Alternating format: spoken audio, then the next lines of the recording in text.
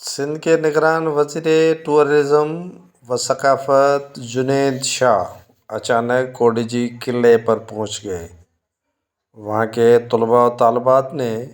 نگران صوبائی وزیر سے شکایات کی کہ ان سے قلعے کے تفریح کے لیے آتے ہیں، گھومنے کے دوران ان سے بھاری ٹکٹ کے بہانے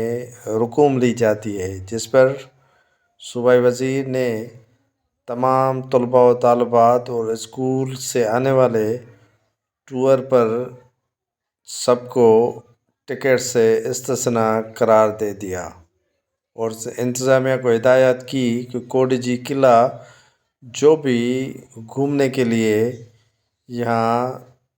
طالب علم اور ٹیچرز آئیں گے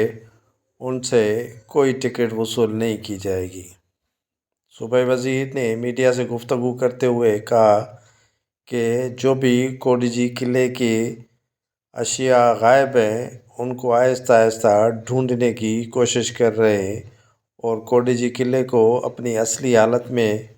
برقرار رکھنے کی بھی بھرپور طور پر کوشش کر رہے ہیں۔ صوبائی وزیر نے کہا کہ